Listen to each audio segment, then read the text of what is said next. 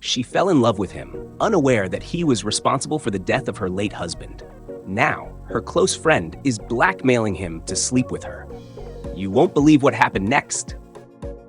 Kindly subscribe to this channel to get more of our latest stories. One afternoon, Rose and her daughter were staring at a picture of her late husband, wishing him a happy birthday.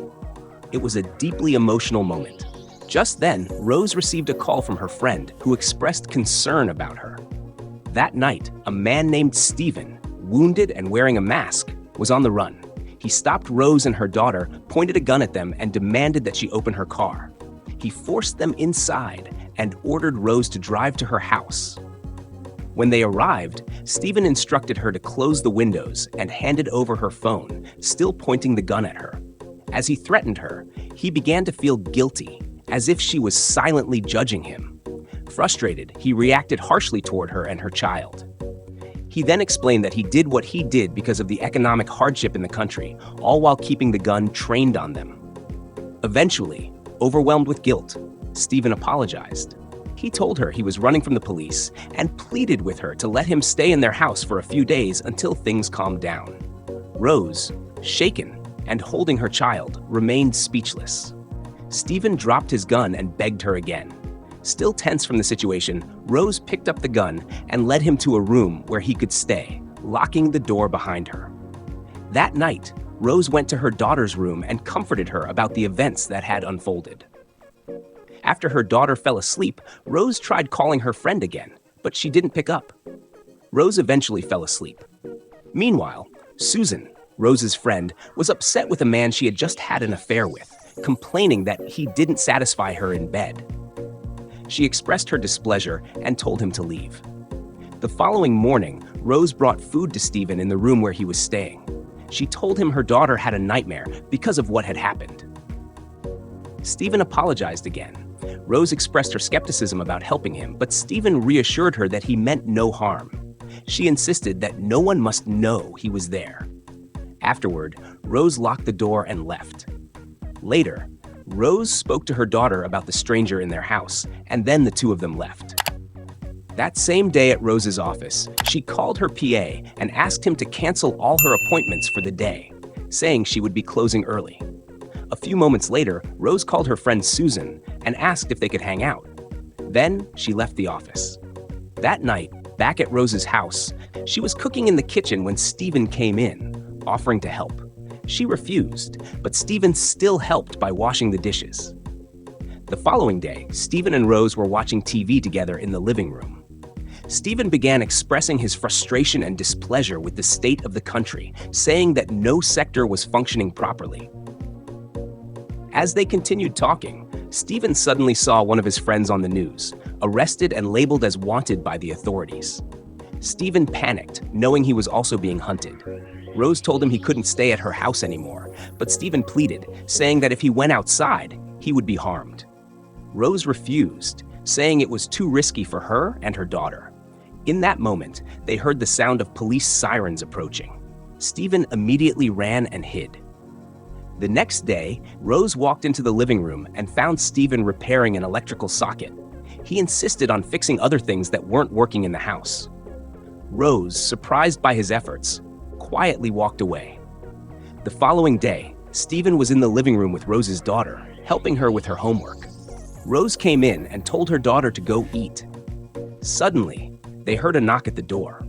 Surprised, since they weren't expecting anyone, Stephen quickly went to hide. When Rose opened the door, she was shocked to see the police. They presented a search warrant, stating they were looking for a man suspected of hiding in the house. They questioned Rose about harboring a strange man, but she denied it. The officers began searching the house, asking her several interrogating questions. Moments later, one of the officers came down and said there was no one in the house, but that one room upstairs was locked. They insisted Rose open it. After forcing their way in, they found no one inside. Meanwhile, another officer questioned Rose's daughter, but she told him that no man had come to their house. The police eventually left. Then Stephen came out from his hiding place. Realizing the danger she and her daughter were in, Rose immediately told him he had to leave. Stephen pleaded with her, but Rose remained firm. He begged again, saying he would be hunted down if he stepped outside. After a long conversation, Rose finally agreed to let him stay for just 7 more days, then walked away. The following day, Stephen made breakfast. Rose came out and was surprised. They sat and talked. Rose asked him some questions to learn more about his background. She then offered to help him get a job, an apartment, and a car so he could start a new life. He appreciated her kindness, and she left. Later that day at Rose's house, Stephen was in the living room with Rose's daughter when Rose came downstairs. She quickly told Stephen to go hide in the upstairs room and instructed her daughter not to tell her friend about him. Moments later, Rose's friend Sharon arrived. They exchanged pleasantries and chatted. While Rose stepped away, Sharon noticed a piece of clothing on a chair and asked Rose about it. Rose explained that it belonged to her late husband and she sometimes wore it. Sharon advised her to move on with her life and get a boyfriend. The two women continued their conversation. The following day, Stephen and Rose were in the living room, playing games and enjoying each other's company. The next morning, Stephen and Rose's daughter were getting along as they had breakfast together. Rose came downstairs, joined their conversation, and sat with them at the dining table. That same evening, Rose went to Stephen's room. He asked her to close her eyes and showed her a drawing he had made of her. They connected deeply as Stephen spoke kind words to her and kissed her. Then, Rose quietly left the room. The following day, when Stephen was preparing to leave to move into his new apartment, he thanked Rose for everything. He felt nervous and scared, but Rose encouraged him and then left. That same day, they all arrived at Stephen's new apartment. They sat in the living room for a while, chatted, and then Rose and her daughter said goodbye and left. The following day, Rose was at her friend's house and they chatted for a while. Rose then confided in Sharon that she was in love with Stephen. Sharon teased her playfully, and they both laughed and enjoyed the moment. The following weekend, Rose and Stephen went on a date. They talked, connected, and enjoyed each other's company before Rose eventually left. The next day, Rose was at her office when Stephen came by to wish her a happy birthday and give her a birthday gift. He asked her out on a dinner date and insisted that she wear the dress they had talked about. After chatting briefly, Stephen left. A few days later at Rose's house, Sharon was watching a football match when Rose came in to tell her about the upcoming date. Sharon complimented her, and then Rose left. That same evening, during their date, Rose and Stephen enjoyed each other's company and had a great time. Later that night, in Rose's car, Stephen said sweet things to her and kissed her. He tried to take things further, but Rose told him to stop. He apologized and she drove off. When Rose got home, she told her friend about Stephen's attempt to sleep with her in the car. Her friend teased her, asking why she didn't give in. Rose didn't respond and walked away. That same evening, at Stephen's apartment, Rose came by, talked with him for a while, and then went inside. The next morning, Rose and Sharon were chatting again when Rose told her about the affair she had with Stephen the previous night. Sharon teased her again. Then Rose showed her a picture of Stephen. Sharon looked surprised and said he looked familiar. Rose soon left. That same evening, Rose and Stephen spent time together at his apartment, enjoying each other's company. During their conversation, Stephen asked Rose about her late husband. They talked about it and grew even closer.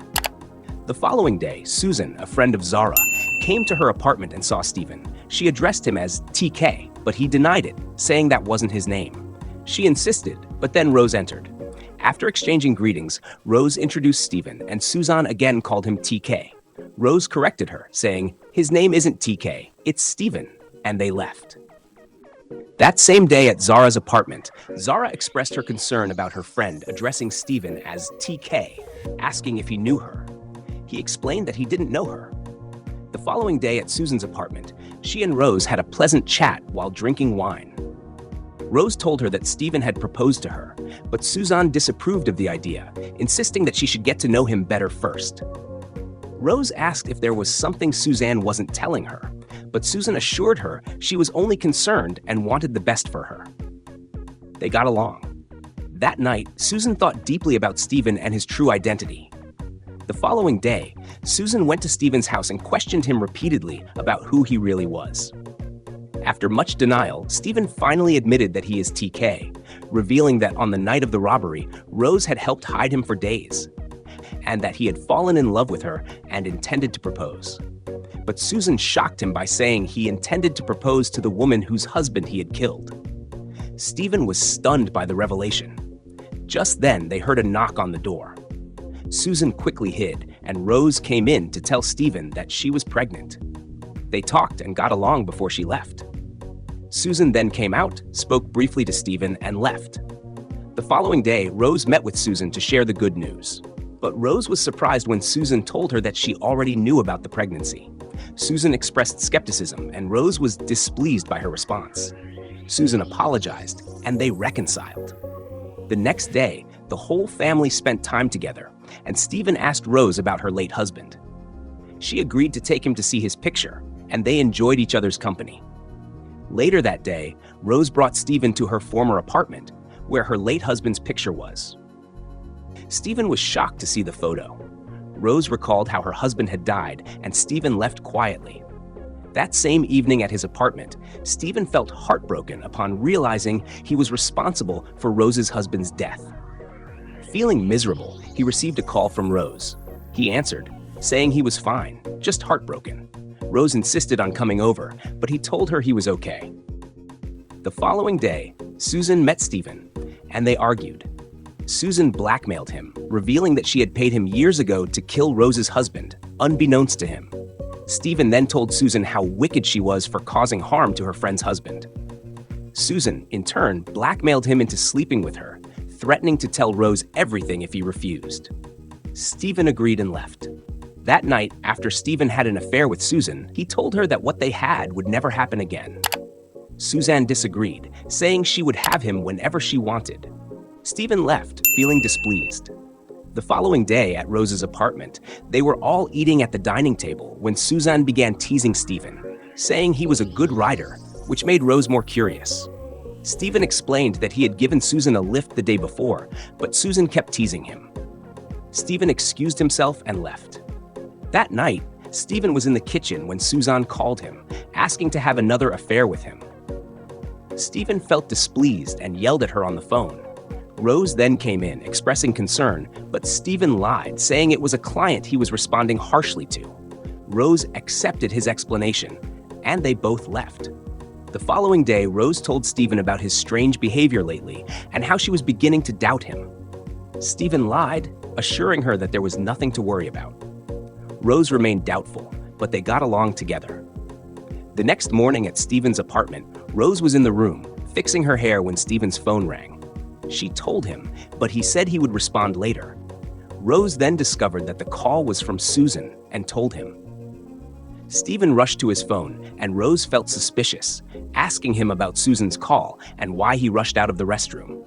She then left. The following day, Rose met with a guy in a car whom she had paid to spy on Stephen. The man revealed to Rose that Stephen had been cheating with her friend in a hotel and showed her proof. Rose was shocked and left. That same day, the guy Rose had paid to spy on Stephen called her, giving her information about Stephen and Susan's whereabouts. Meanwhile, Susan attempted to touch Stephen, but he refused. They argued, and then Rose came in, witnessing the scene. Stephen and Susan tried to make up lies, but Rose, feeling displeased, pointed a gun at them. Stephen then revealed that Susan had paid him to kill her husband. Rose pointed the gun at Susan, still feeling displeased. Suzanne, not scared, told Rose to shoot. Susan then confessed how she had undergone 4 abortions for her late husband, lost her womb, and how he had abandoned her to marry Rose.